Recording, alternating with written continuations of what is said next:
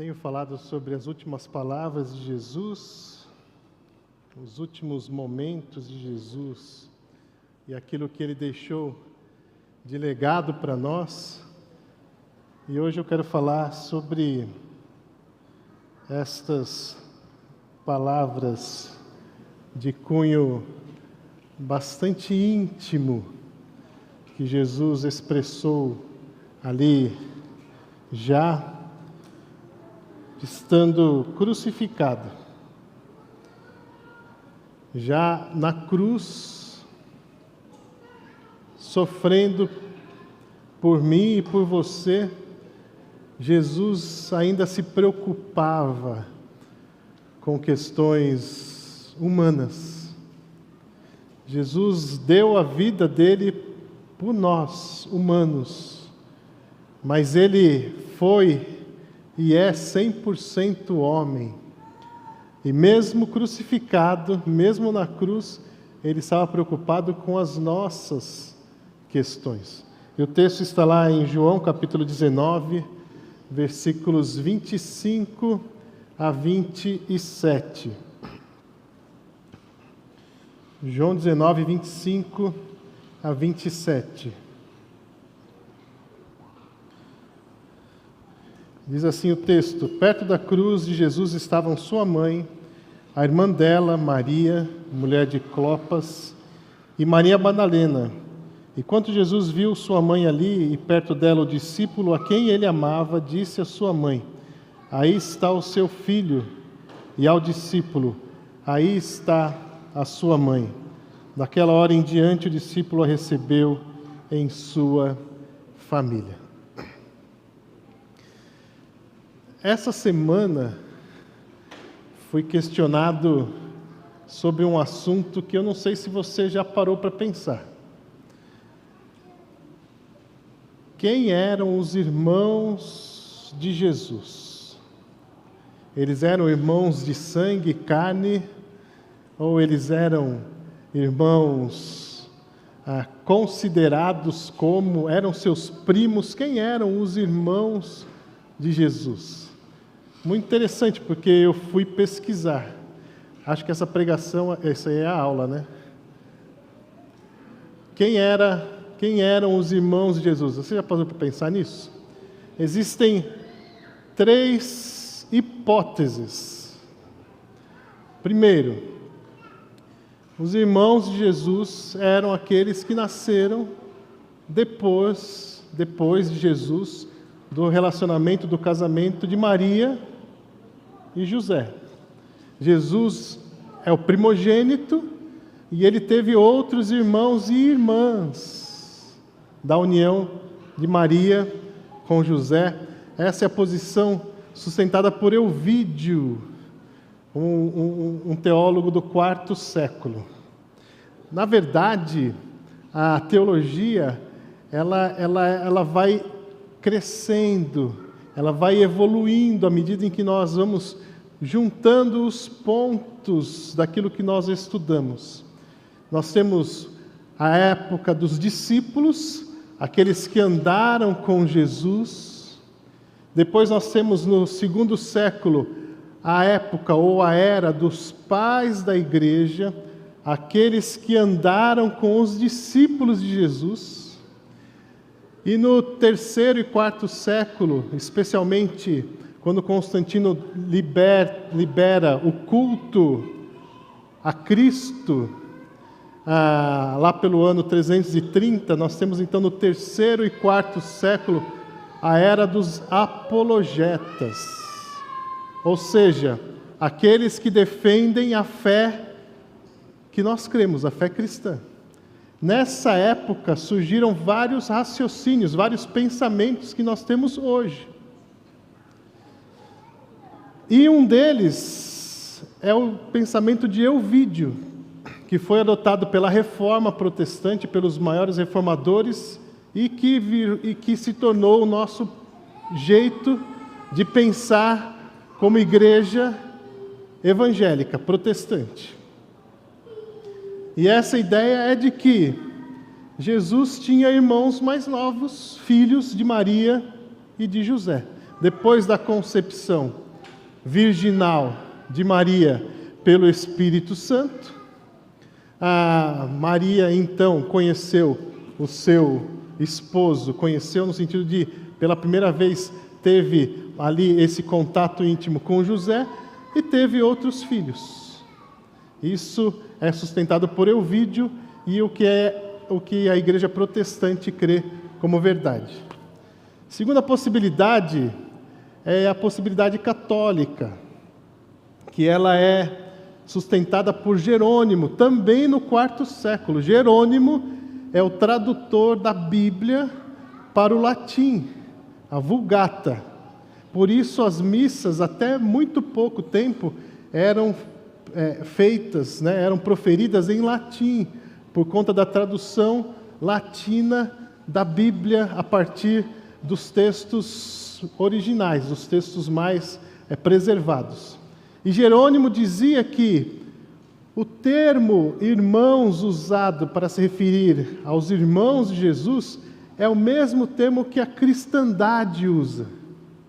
Então eu chego para Ademar e falo assim: meu irmão Ademar, ele não é meu irmão de sangue, mas ele é o meu irmão porque ele faz parte da igreja de Cristo e a partir do momento em que ele crê no convite de Jesus, ele se torna meu irmão. Então Jerônimo sustenta que nos textos em que aparecem os termos, esses são os irmãos de Jesus, ele está falando daqueles que estavam caminhando com Jesus. Essa é a hipótese católica sustentada por Jerônimo.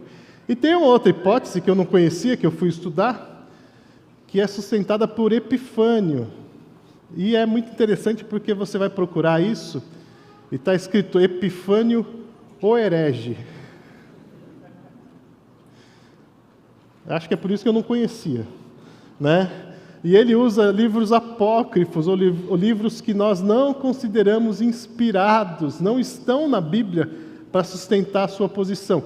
Também, no século IV, ele defende que os irmãos de Jesus são filhos apenas de José, não de Maria.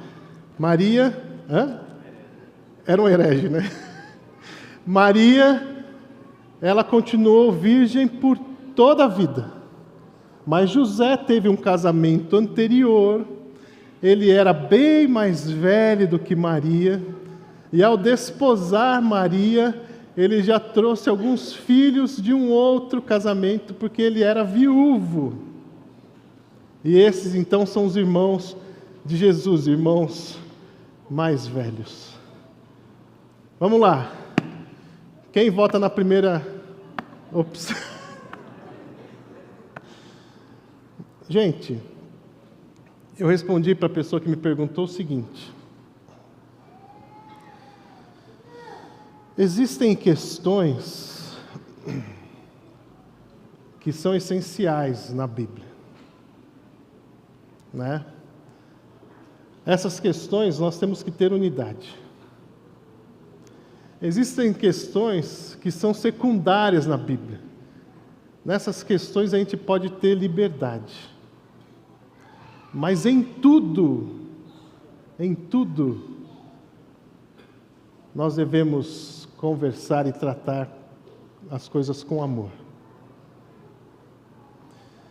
E eu penso que essa questão de quem eram os irmãos de Jesus é a questão de sua menor importância quando nós olhamos para a cruz. Jesus está na cruz, dando a sua vida por nós.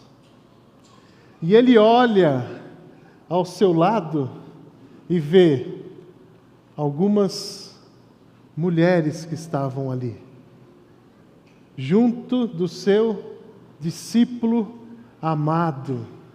Veja que quem diz que é o discípulo amado que estava ali é João. E ele diz depois: este é o que vos fala essas coisas. Então João, ele diz que ele era o discípulo amado.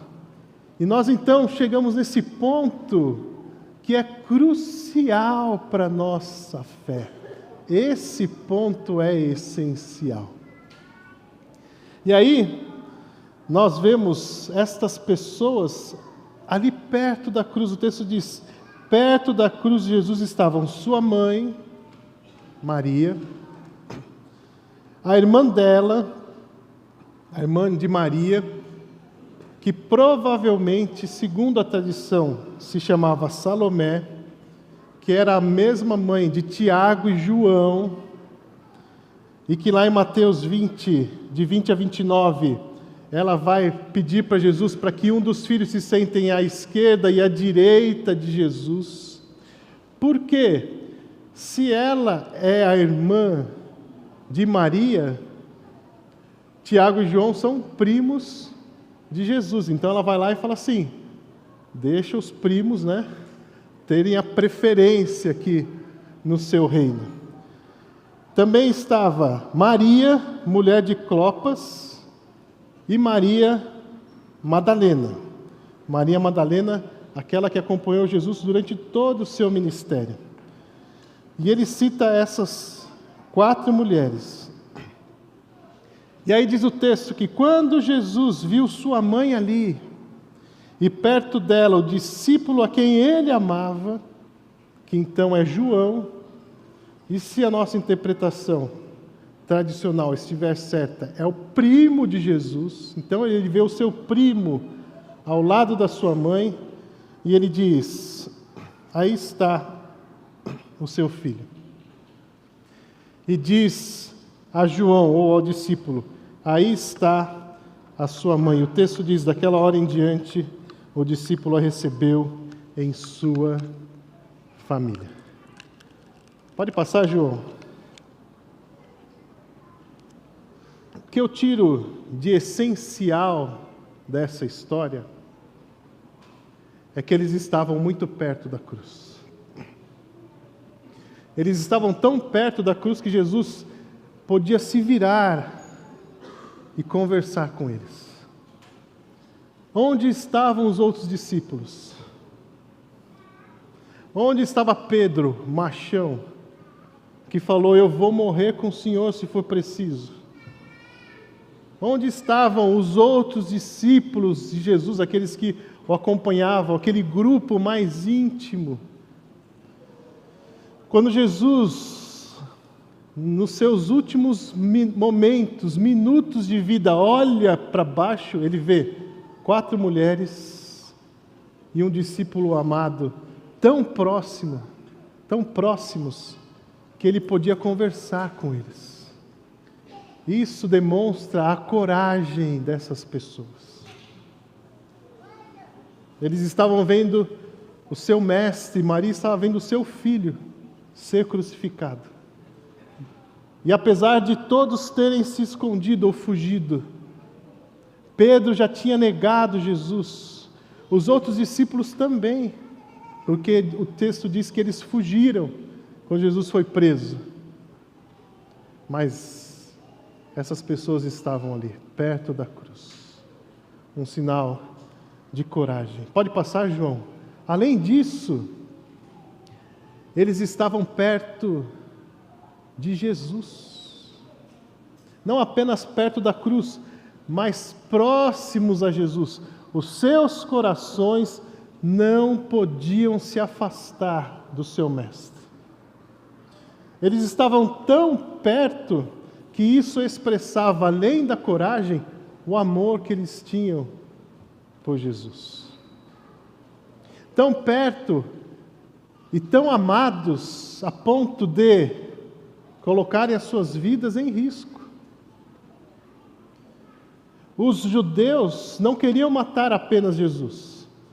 Eles entendiam que se eles matassem o mestre, os demais se dispersariam. Eles já tinham afirmado que se alguém confessasse que Jesus era o Cristo, seria expulso da sinagoga. Jesus foi o primeiro passo, mas haveriam outros passos. Tanto que nós temos em Atos já a perseguição da igreja. A perseguição instituída pelos judeus. Paulo foi chamado pelo Sinédrio para matar os cristãos. Então, o primeiro passo foi matar o seu líder. E depois acabar com esse movimento. Mas o amor dessas pessoas era tanto que eles não conseguiam se afastar de Jesus. Mesmo correndo todo o risco, é isso que o amor faz. O amor, ele ignora essas questões. Nós sabemos disso. Nós somos filhos, nós temos filhos, alguns, pela misericórdia de Deus e pela graça de Deus, têm netos, né? Maravilhosos, a Zilda Babona.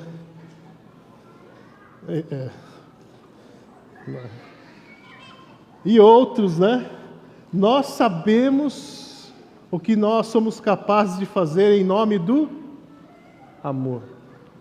E eles estavam ali, não apenas perto da cruz, mas perto da pessoa que eles amavam, Jesus. E como eu disse, pode passar, João, Jesus estava preocupado com a humanidade. Jesus separou o melhor para cuidar de seus interesses. Jesus escolheu o apóstolo que ele amava. E diz para sua mãe: eis aí o seu filho. E diz para João: eis aí a sua mãe. E diz o texto, não sabemos se imediatamente ou se depois dos fatos, João acolheu Maria e cuidou dela. Como nós cremos, como eu creio, que Jesus era o primogênito da sua casa, eu entendo que era responsabilidade do primogênito, do filho primogênito, cuidar dos seus pais, não deixar os seus pais abandonados. E ele usou dessa responsabilidade. Veja bem, pregado na cruz, Jesus se preocupa com a sua responsabilidade de primeiro filho e coloca alguém responsável para cuidar da sua mãe. E é muito interessante porque João foi o discípulo que mais viveu. Todos os outros foram crucificados, queimados, cortados, mas João viveu mais de 100 anos. E eu não estou dizendo que uma coisa tem relação com outra, porque Jesus mandou João cuidar da sua mãe, que ele viveu tanto assim.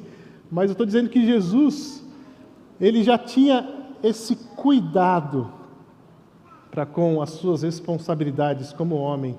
E isso tem que servir de lição para nós. Eis aí o seu filho, eis aí a sua mãe. Foram uma das últimas palavras de Jesus.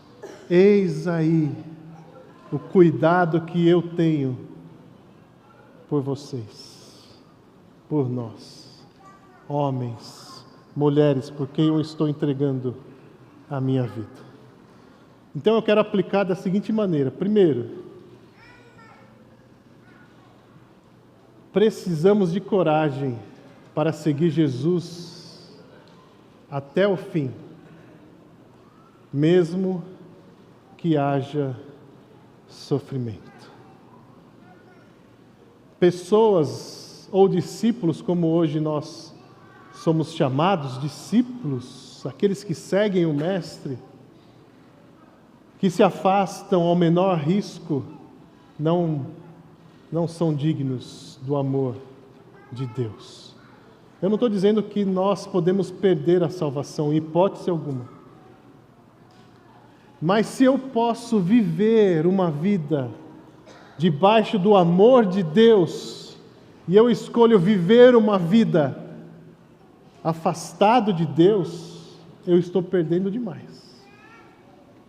Então, se alguma coisa acontece na minha vida, e por falta de coragem, eu me escondo, eu me afasto, eu nego a minha fé, eu nego quem eu sou, eu nego as minhas convicções, eu nego o meu caráter cristão, eu não sou digno de receber nesta vida este cuidado tão próximo de Deus.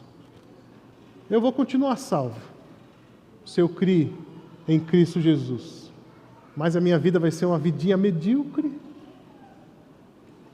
sem graça, sem força. Nós precisamos de coragem para nos posicionar nesse tempo, de coragem para dizer o que nós cremos, de coragem para dizer: eu amo o meu Senhor, custe o que custar. Segunda coisa, precisamos de amor para seguir Jesus de perto, mesmo que haja dor.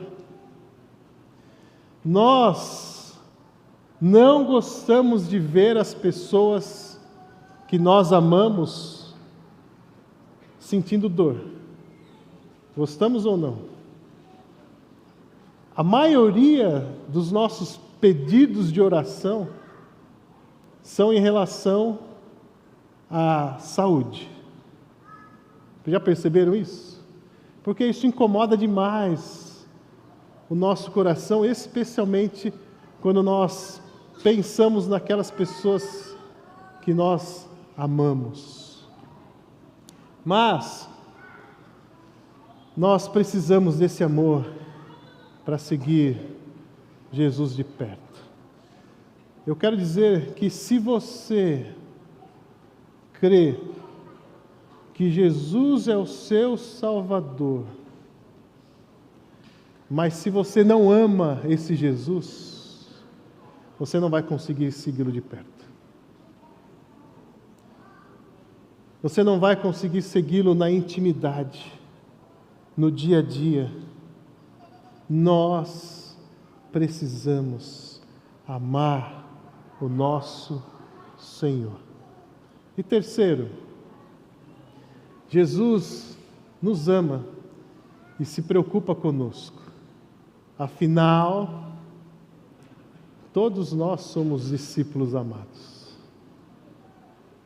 João diz lá que o discípulo amado estava presente e depois ele diz que ele era esse discípulo. Mas, gente, Jesus deu a vida dele por você. Sabe por que ele fez isso? Porque ele te ama. E se você tiver coragem e amor para ser um discípulo, Jesus vai retribuir esse amor. Ele vai te amar e vai te amar até o fim. Nada pode nos afastar do amor de Deus que está em Cristo Jesus. Nada, nada, nada, nada pode nos afastar desse amor. Portanto, eu quero dizer para você, nesta manhã, aproxime-se da cruz com toda a coragem e de Jesus com todo o amor, a ponto de você poder dizer: aqui está um discípulo amado do Senhor. E aí Deus vai dizer ao Pai: Senhor, aí está o seu filho, aí está a sua filha.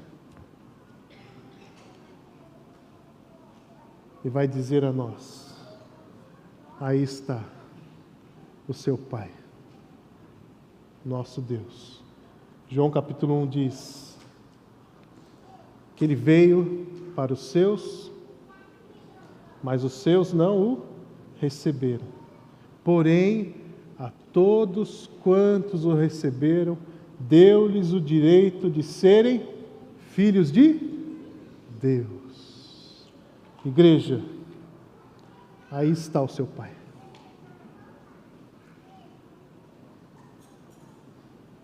E aqui estão os seus filhos. Que Deus nos abençoe e nos motive nessa caminhada. Amém? Pai, nós te louvamos porque a tua palavra não volta vazia. Que o Senhor construa em nossos corações e em nossas vidas aquilo que lhe apraz. Dirige-nos ainda nesse tempo que teremos de escola bíblica, que nós possamos crescer para a tua glória, em nome de Jesus. Amém.